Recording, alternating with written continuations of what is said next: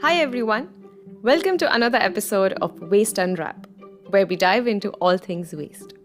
I'm your host Pooja, and we are here to talk about waste, our love-hate relationship with it, and everyday real-time, real-life solutions that we can adopt starting today. So let's get into it.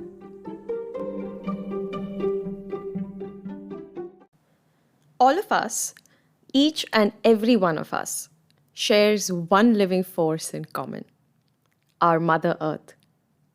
If you've ever wondered why we call our planet Mother, it's worth looking at the relationship our indigenous or Adivasi population has fostered for millions of years with any piece of land they come in contact with. This close knit relationship is nurtured with immense love and care, the kind mothers are known to share with their children. Having celebrated Mother's Day this month, let's also celebrate and give back to our wondrous Mother Earth as she looks after us, looks out for us, and sustains us every day. When in doubt, the best way is to first learn about what our Earth is made of and how it functions. And who better to start with if not our powerful agents of change? The kids, of course. After spending a few years upcycling waste into unique decor pieces and then selling them to friends and family, Amishi Parasrampuria realized that more could be done to nurture positive behavior and mindset change that favors the environment. Having worked on a not-for-profit project with Global Shapers, Amishi, along with the project team, worked with over 1,500 students to convert plastic waste into eco-bricks. These eco-bricks would then be used in construction. Amishi saw firsthand that children can be extremely powerful agents of change. These young children, between 4 and 15 years of age, not only undertook the creation of eco-bricks, but also encouraged their teachers, parents, and local governments to do the same. In early 2018, Amishi moved away from making products out of waste for adults to making environment-focused board games and learning tools for children aged 2 to 9.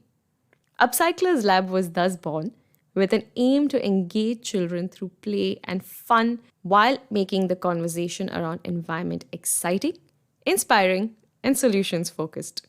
To make the best version of their products, the team has worked with schools, educators, parents, and children.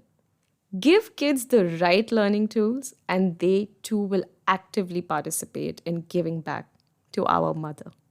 Speaking of giving back, have you ever thought of how our kitchen can be a place to start? Yes, our kitchen is a great place to start composting, a process that converts veggie, fruit, and food scraps into a nutrient-rich, nourishing growing medium for the plants. People Baba started a composting movement back in the 1970s. What started as an idea turned into a movement. His grandmother taught him to recycle kitchen waste into a rich potting medium in earthen pots and nursery bags. Since then, he has never looked back. He went on to create the largest composting movement in India with ongoing support of volunteers, friends, and family. Together, the compost they converted from kitchen waste helped plant and preserve 12 million peepal trees. People Baba shared the knowledge and skills of turning waste into soil conditioner in the states of Maharashtra, Punjab, Haryana, Himachal Pradesh, and Jammu and Kashmir. He has helped establish many NGOs, conducted green workshops, worked with over 600 government and private schools to amplify his message of composting. We agree with People Baba and his army of volunteers in their belief that compost is a natural resource and should be freely available to everyone. Now, it's time for a monthly roundup of news and updates that are showing strong signs of giving back. We did say in our last episode that the future is sustainability. And here is another example of it taking flight in our urban centers. Speed scaling venture capital firm Antle Ventures has announced Indus X, India's first urban tech scaling program that seeks to invest in and scale startups focused on solving challenges faced by citizens, corporates, and governments in our urban centers. This will be done through the use of cutting-edge technology. IndusX will also serve as a platform to create an ecosystem of players working within urban technology. With the second wave reaching its peak in India, the Kerala model is showing the way for biomedical waste management.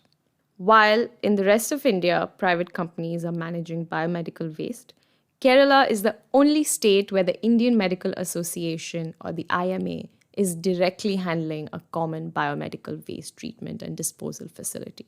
This model is turning out to be a boon for more than 16,000 health centers in the state, as waste is treated at much cheaper costs than the rest of the country. Yes, we have heard of trading in stocks, mutual funds, and now cryptocurrency. But how about trading in plastic waste? That's what India's first plastic credit certificate trading program, EcoX, is into. This month, the platform completed online transactions of 5,000 MTs of plastic waste. EcoX issues plastic credit certificates, enabling plastic producers and brand owners to connect to a pool of plastic waste processors and recyclers across India. The aim is to strengthen the plastic waste management value chain. EcoX is confident of achieving the second milestone of 100,000 MTs during this fiscal year, and will hope to see that successfully traded as well. Let's have a chat about our recommendations next. Mothers have many concerns when raising a baby. But one big concern is keeping their baby's bottom rash-free and dry. With the steady supply of disposable diapers in the market, the value in using a cloth diaper is often forgotten. Ask your grandparents and they'll tell you why cloth diapers are the way to go. Not only does a cloth diaper keep the baby's bottom rash-free and dry, but it's also washable and reusable n times over. Anything that is reusable is great for our Mother Earth because it means the product does not end up rotting in landfill. Disposable diapers carry a massive environmental footprint.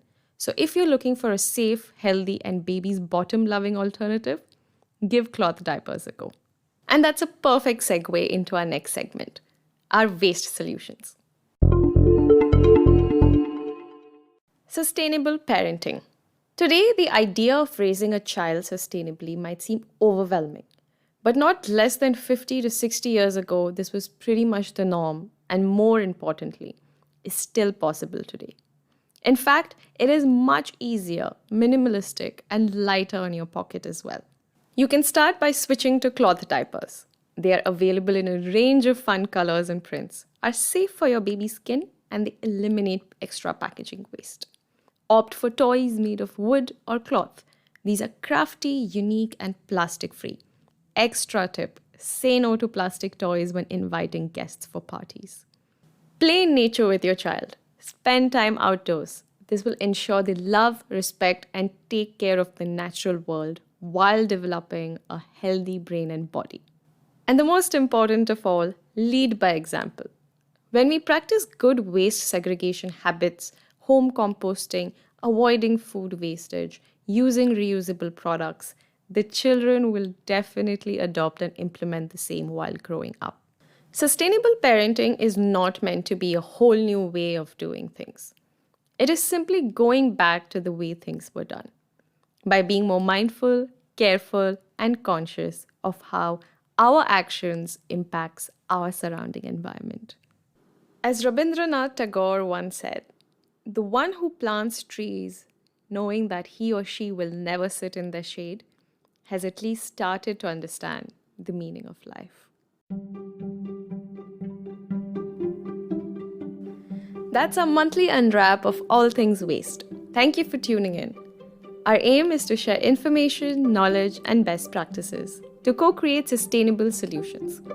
You will find all the links for further reading in your episode notes. So wherever you are in your waste management or zero waste journey, write to us your questions, suggestions, and feedback. Tell us how you are taking care of or giving back to our Mother Earth. These conversations are not only important but also helpful for us to continue informing, inspiring, and innovating with the community. We'll be back with another episode unwrapping waste next month. Until then, Please stay indoors and follow necessary precautions to keep yourself and those around you healthy and safe.